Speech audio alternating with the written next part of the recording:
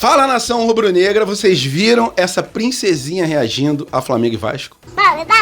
Esse Vasco lá fica quebrando esses mengudos. Eu também não quebrar vocês. Porrada. Se neva. Maria. Tá brigando aí, ó. Tá brigando, não. Eu vou sair. Sai fora. Mãe, que é de pintar meus olhos. Por quê? Aí chegar, quando seu time é ruim. Fala, vai. Não, sai daí, goleiro. Foi nada, né? Foi nada, não. Não foi nada. Mas esse é o jogador do Flamengo, filha. Foi sim. Golaço! O Henrique gosta do Bruno Henrique coloca o Flamengo na frente. 0 no cara. Bruno Henrique. Isso é o Mengão. Um clássico. Capite. Golaço. Ô, meu Mengão. Começar a suar dele. Vai tomando, isso é só eu. É só o Mengão e o Vasco na lama. Realmente ela é encantadora. E falando sobre Flamengo e Vasco, o gol do Bruno Henrique foi um gol meio telepático, entenda por quê. Durante o treino, o Felipe falando, nós atacantes tem que finalizar. E quando a gente tem a oportunidade, ele sempre grita, chuta, finaliza. E o que me veio na minha mente na hora do gol foi só isso. E eu fui super feliz por fazer o gol. E realmente foi um golaço do Bruno Henrique. Ele é o rei dos clássicos e o pai do Vasco. Falando sobre o mercado da bola, Plata bateu uma meta, o Flamengo vai ter que desembolsar uma grana preta. Em relação ao Jorginho, mais uma reunião marcada para ele poder assinar o pré-contrato. O Flamengo tentar convencer ele sobre o Thiago Maia, né? O Internacional falou sobre esse imbróglio, que não conseguiu, mais uma vez, negociar o Thiago Maia por exigências do Flamengo. E o Felipe Luiz ajudou bastante o técnico Dorival Júnior. Já vocês vão entender o porquê. E o Rossi já tá há 17 jogos sem sofrer gols no Campeonato Carioca. Que marca incrível do nosso goleirão. Essas e outras vocês encontram agora na Flageral TV. Mas antes disso, por favor, deixe seu like. Desculpa o atraso aí, acabei dormindo mais do que a cama. E agora vamos para as notícias, que é o que interessa. Isso aqui é Flamengo! Rapaziada, desculpa o atraso de alguns dias, mas eu tenho que falar sobre Flamengo versus Olímpia. Estreia do Mengão na Libertadores Sub-20, com o show, né, do Choula. Que a gente pode fazer esse trocadilho, porque é um moleque joga muito, cara. Flamengo pode muito bem usar ele no time profissional com essa ausência aí do Cebolinha, com a ausência do Michael. O Bruno Henrique tá jogando centralizado porque o moleque tem muita qualidade. Lembra o Bruno Henrique, né? Tem muita velocidade, corta pra dentro, chuta muito bem, né? Bruno Henrique já mandou aquela lá onde a coruja dorme contra o Vasco. E o Choula sempre com muita velocidade, cara. E o chute dele é muito forte, tanto que teve um gol do Flamengo, o goleiro nem conseguiu defender, espanou a bola pro lado, se eu não me engano, sobrou Felipe Tereza mandou pro fundo do barbante. Pra quem não viu, o Flamengo meteu 6-1 no Olímpia. Lembrando que o Olímpia jogava em casa. Olímpia joga... na verdade, essa Libertadores é jogada no Paraguai. E o Olímpia é do Paraguai. Então, estreamos contra um time que jogava em casa. E metemos uma goleada assim, sem... Eu não me lembro de uma goleada dessa num jogo internacional da base rubro-negra. Pode ter acontecido, mas eu não me lembro. Choula marcou 2 vezes, né? O segundo gol do Choula lembrou muito o gol do baixinho Romário. Romário que fazia esses gols assim com muita frieza, esperava o goleiro sair do gol e pum, dava aquele totozinho. Então, Choula marcou 2 gols, Felipe Tereza marcou o seu gol, Guilherme marcou o seu gol, teve gol também do Daniel Salles e teve o gol do Ryan Lucas, que foi realmente um golaço também de fora da área. Então o Flamengo estreou com o pé direito nessa Libertadores. Amanhã eu dou mais detalhes do jogo do Flamengo, mas amanhã o Flamengo joga a segunda rodada da Libertadores da América. Kleber dos Santos conseguiu ajustar o time, né? A verdade é a seguinte, a gente tem que dar o braço a torcer. Muita gente estava cobrando o técnico do Flamengo, que irá sair após o término da Libertadores, mas finalmente ele colocou o Choula como titular, cara. Isso aí eu já tava cobrando há muito tempo. Não tem como a gente ter um jogador igual o Choula e o jogador ficar no banco de reservas, porque ele faz a diferença dentro de campo. Ele pode até não falar português, mas ele fala muito bem a língua da bola no pé, do futebol. E o moleque mandou muito bem. Fico muito feliz de ver o Choula mandando bem.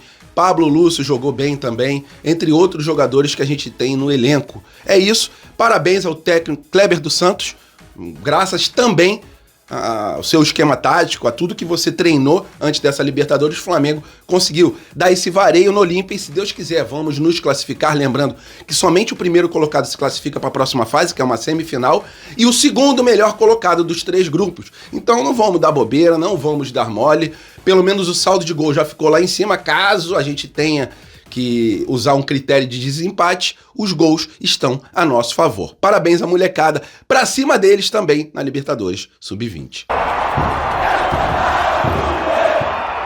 E Nação Rubro-Negra fala 3 situações diferentes sobre o mercado da bola. Jorginho, Thiago Maia e também o Gonzalo Plata. Vamos começar pelo nosso jogador, o Gonzalo Plata, que bateu 1.500 minutos em menos de um ano pelo Flamengo, jogando dentro de campo, e por causa disso, existia ali uma meta, uma cláusula, que caso ele batesse esses 1.500 minutos, o Flamengo teria que comprar mais 50% do passe do atleta. O Flamengo já tinha 50% e agora terá que comprar mais esses 50% por quase 4 milhões de dólares, né? Na verdade, 3,9 milhões de dólares. Então o Flamengo terá que pagar isso parcelado em 3 vezes, né? A primeira parcela terá que ser paga à vista, a segunda parcela ano que vem e a terceira parcela em 2027.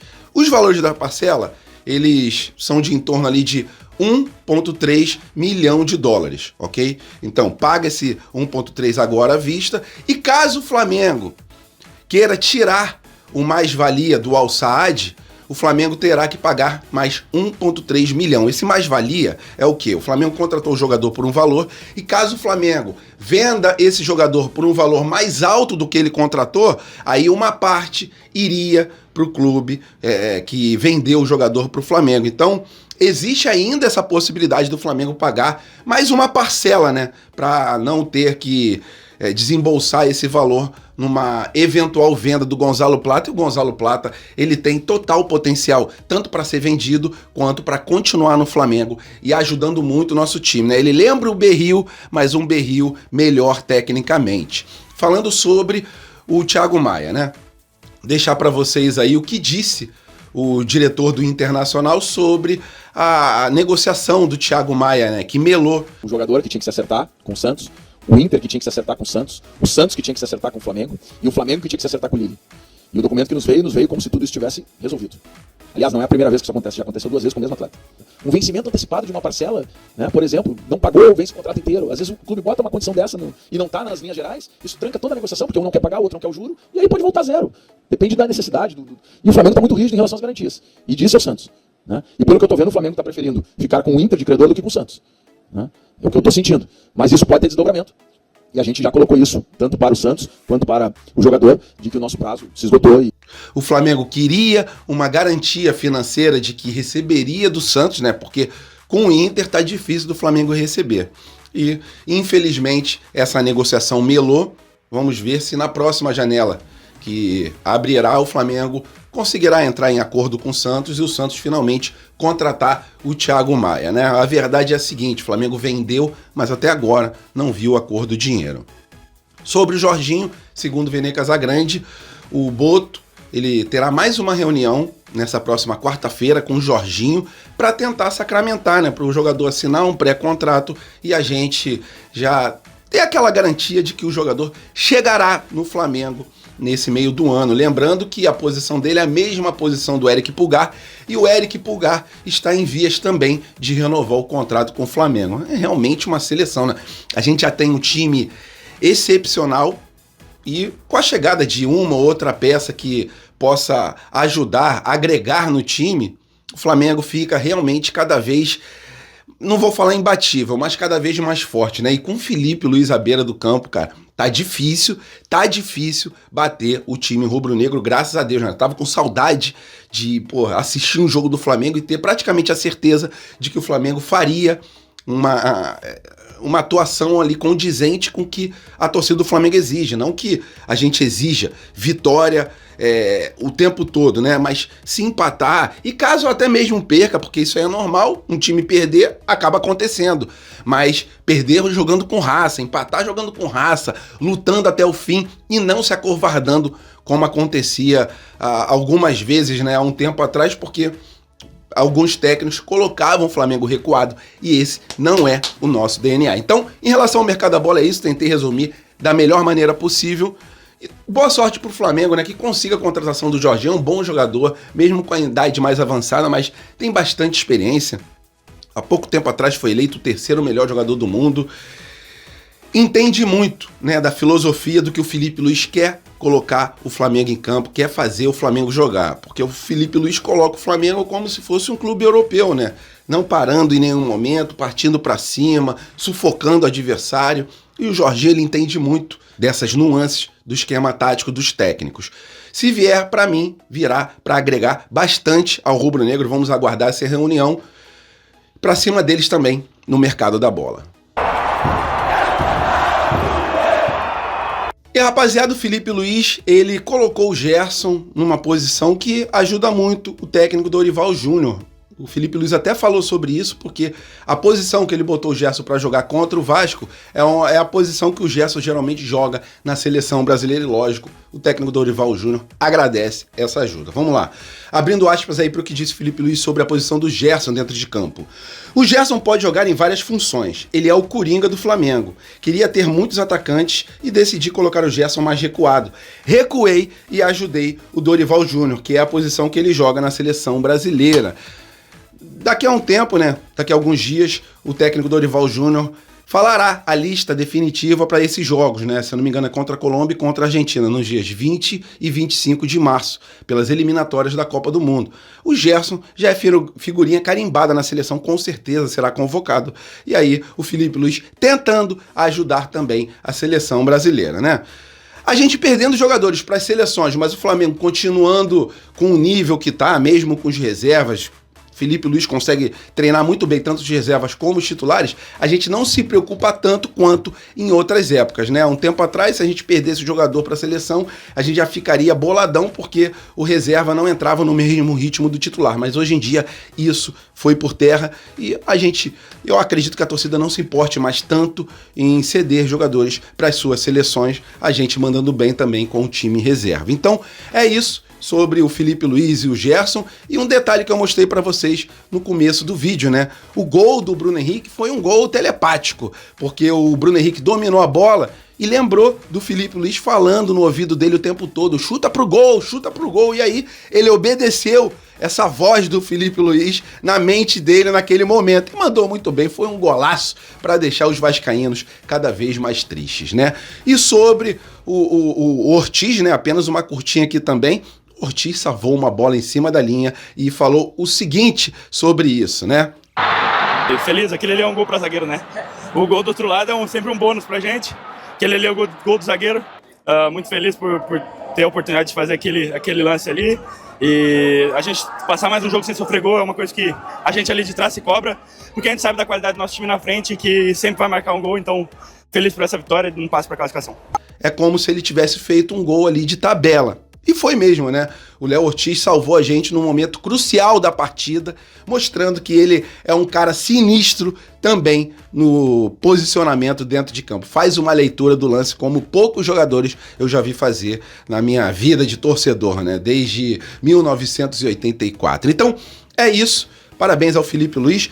Pra cima de todo mundo, com o Felipe Luiz à beira do campo, a gente fica muito mais seguro de que o Flamengo fará sempre atuações condizentes com a exigência da nação.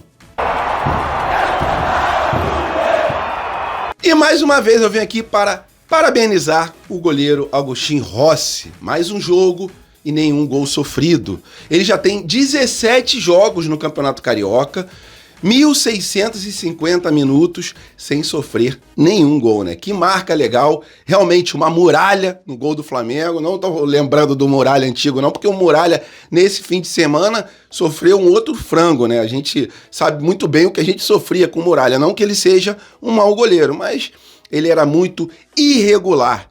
E o meu pai sempre falava pra mim, Pedro, goleiro pode ser tudo, menos irregular, né? O goleiro tem que ser regular pra passar uma segurança pro time, né? Porque é complicada a situação de ter um goleiro que volta e meia dá aquela frangada. E não é o caso do Agostinho Rossi, que além de ser um excelente goleiro, né, agarrando a bola com as mãos, ele também é um excelente, exímio passador. Né? Ele pega a bola, consegue mandar no peito do jogador lá do outro lado do campo, e ajuda muito o time do Flamengo, às vezes que tá meio pressionado, ele consegue fazer uma ligação direta, mas aquela ligação direta com muita qualidade. Então é isso, apenas uma curtinha aqui para parabenizar o nosso verdadeiro Muralha dentro do gol. Rapaziada, falando sobre Flamengo e Vasco, apenas uma curtinha, cara, não adiantou tudo que o Vasco fez, porque o Flamengo foi lá, foi um jogo mais equilibrado esse, só que no segundo tempo o Flamengo meteu 1-0, para a próxima partida o Vasco tem que fazer 2 gols de diferença para poder se classificar, porque se o Flamengo perder por 1 gol de diferença, o Flamengo que se classifica para a próxima fase do Campeonato Carioca. Mas o que eu queria detalhar nessa matéria foi a maldade que o Verratti ele entrou no jogador do Flamengo, no Varela, né? O Wesley deu uma entrada assim imprudente, né, se a gente pode dizer, em cima do Verratti, né? Mas não foi, na minha opinião, sinceramente, gente, não foi uma entrada para vermelho. Foi uma entrada sim para amarelo, né? Só que o jogador, ele visou a bola. Ele tentou pegar a bola. Acabou pisando no pé do Verratti, mas é um lance que a gente vê recorrentemente nos jogos. E todos os lances desse tipo, eles são ali punidos com cartão amarelo. Agora, o lance que o Verratti ele entrou no Varela, eu já vi vários jogadores quebrarem a canela, quebrarem a perna por causa desse tipo de entrada. Ele não entrou para disputar a bola, ele não visou a bola, como o Wesley tinha avisado. O Verratti ele entrou para machucar um colega de profissão e machucar gravemente. Nem foi em cima do Wesley, não que eu queria que ele fosse em cima do Wesley, né? Mas, pô, o cara não para pensar não, cara. Fez um showzinho, fez uma cena, jogou a caneleira no chão o tempo inteiro. Agora, o lance dele sim era para ter sido punido com o cartão vermelho. Aquele lance ali, ele elevou o pé numa altura assim insana. E a canela do Varela é muito dura, porque em alguns jogadores aquela canela ali estaria igual a canela do Anderson Silva naquela luta, né? Que ele quebrou a canela. E vários lances desse tipo a gente já viu acontecer, como aconteceu parecido com o próprio Diego Ribas, né? Quando ele quebrou, foi numa região parecida com que o Varela foi atingido. Então, apenas uma curtinha aqui pra gente fechar o vídeo, tá? Mas esse lance do Verratti, pra mim, era pra cartão vermelho, né? O árbitro não deu cartão vermelho pra nenhum dos dois lados, o jogo tava muito tenso, nervos à flor da pele, só que mais uma vez o Flamengo saiu com o resultado positivo, com uma larga vantagem para essa semifinal, lembrando que o Fluminense eu acho que meteu 4 no Volta Redonda, então o Fluminense já é o primeiro virtual finalista, né? O Flamengo, acredito eu que também chegue nessa final, só se algo de muito atípico acontecer no Maracanã no próximo fim de semana, para que a gente não dispute esse título do Campeonato Carioca. É isso, se gostaram do vídeo, deixe seu like, se inscrevam no canal, fiquem com Deus, estamos juntos, bebam muita água, tá muito calor, pelo menos no Rio de Janeiro tá muito quente. Até a próxima e saudações.